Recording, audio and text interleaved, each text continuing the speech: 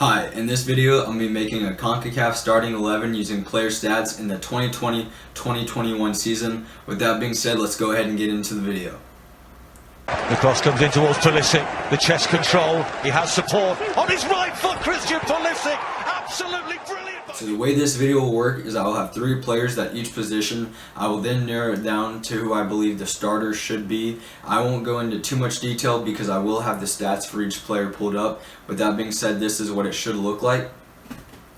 At goalkeeper, I have Stefan from USA, Acevedo from Mexico, and Navas from Costa Rica. While Stefan does play in Europe at Man City, he's mainly a backup role, and so he's not the guy for this one. Acevedo doesn't play in Europe. He has good stats, but he's still in the Mexican league. To really get into the starting 11, you're going to have to be a good player in one of the top 5 leagues of Europe. Navas, great experience. He's definitely the guy. I'm going to have to go with him as the goalkeeper. He plays at PSG, which is one of the best clubs in the world, so Navas is the goalkeeper. Moving on to left back, we have Robinson from USA, Haps from Suriname, Davies from Canada. This one is pretty clear and obvious. While all the players play in Europe, Davies is definitely the guy. According to Transfer Market, he is the most expensive player in all of CONCACAF. He might be the best left back in the whole world, and so for those reasons, I'm going to have to go with Davies. This one was pretty easy.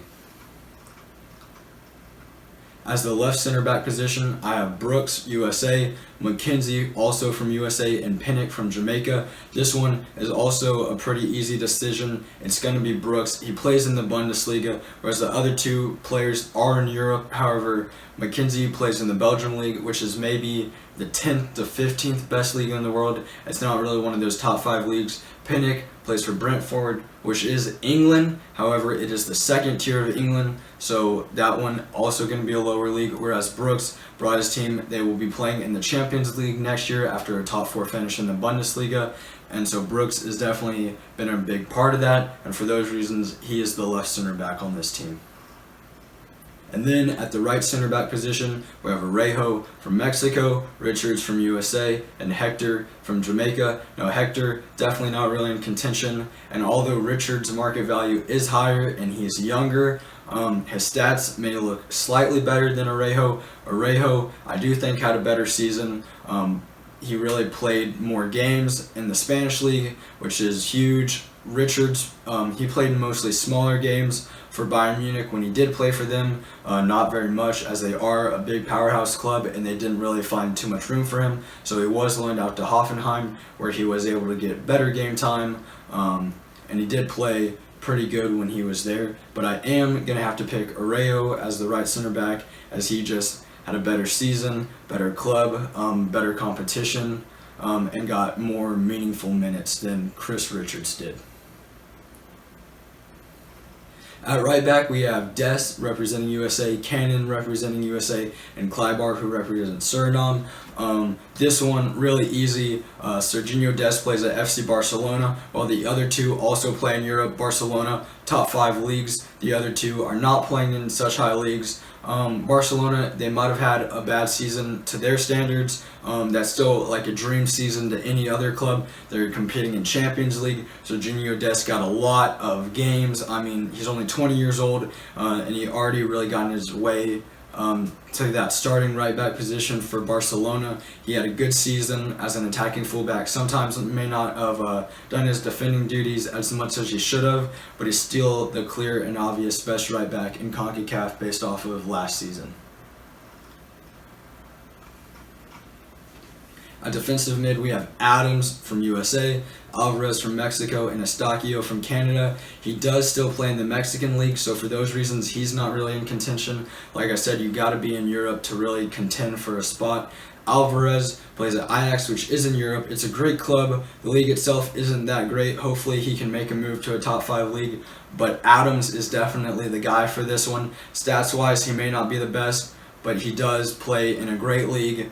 He really does his job defensively, allowing the other midfielders to get up and get creative. By far, I think he's just the best defensive midfielder in CONCACAF, and so for those reasons, he is the defensive midfielder on this team.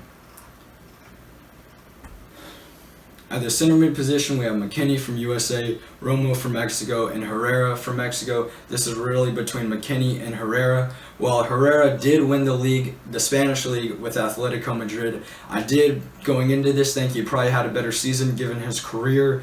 He's been really good, but when you look into those 21 games he played, a lot of them were off the bench. He was mainly a sub, and I'm going to have to give it to McKinney. McKinney, best contributor in all of Juventus, which is a huge club. 6 goals, 3 assists. He really got the job done in big games. So yeah, I'm going to have to give it to McKinney.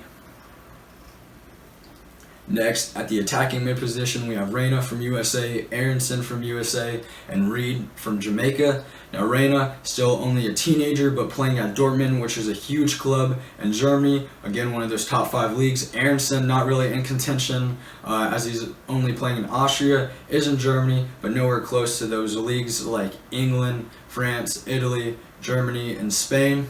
Reed playing in England for Fulham. His team did get relegated. He had a decent season, but I think this definitely goes to Reyna. He played in 46 games, which is more than any of the other two. The league as a whole might not be as big as the Premier League, but Reyna got those stats.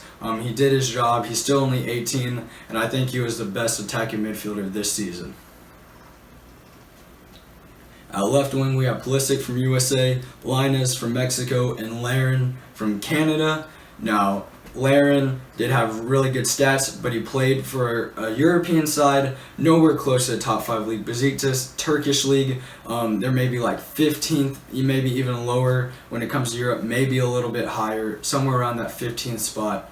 So those 23 goals, they look good, just not as meaningful as the stats a lot of these other players have. Lainez, no goals this season. He was really a letdown, hyped up a lot.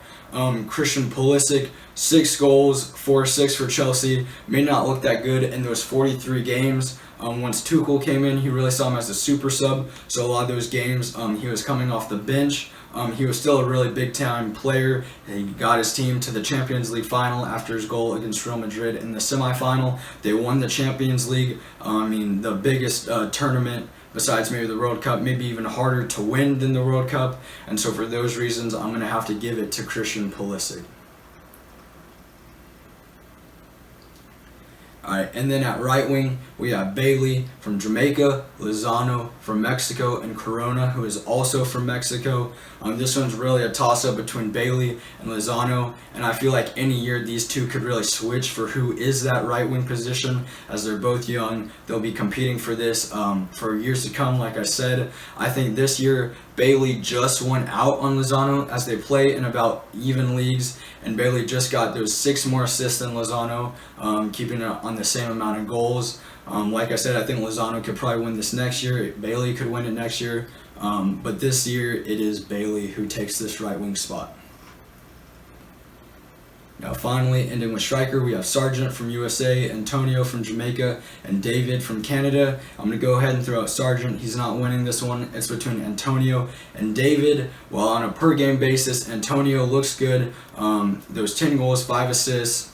But I'm going to have to give it to David, who played with Lille, won League One title in France, one of those top 5 leagues. It was an incredible story as they were able to top PSG in that league, who just run it every year. I want to say their team value is at least 5 times the value of Lille, so it's crazy that Lille was able to come and win it. David did a great job with his team, playing in 48 of those games. Really did a job to help win that league. 13 goals, 3 assists. He is the striker this season. Now taking a look at the whole team together, we have Navas in goal, Davies at left back, Brooks at left center back, Orejo at right center back, Dest at right back, Tyler Adams at defensive mid, Weston McKennie center mid, Giovanni Reyna attacking mid, Christian Pulisic left wing, Leon Bailey right wing, Jonathan Davies at striker. I think this team looks really good on paper. We have a lot of youth, a lot of experience. If this were an actual team, I think they would do really good and able to compete in the World Cup, maybe even have a chance of winning the World Cup.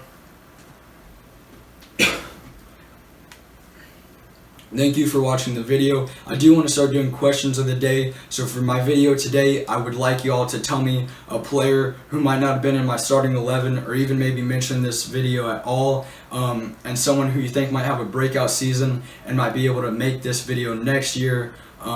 Maybe a young player, someone who might be old, a bounce back season like Jimenez, who was hurt this season with a head injury, only able to play 10 games, could have possibly or probably taken that striker position. So yeah, just go ahead and drop it in the comments who you think will be a player in this video next year who wasn't in it this year.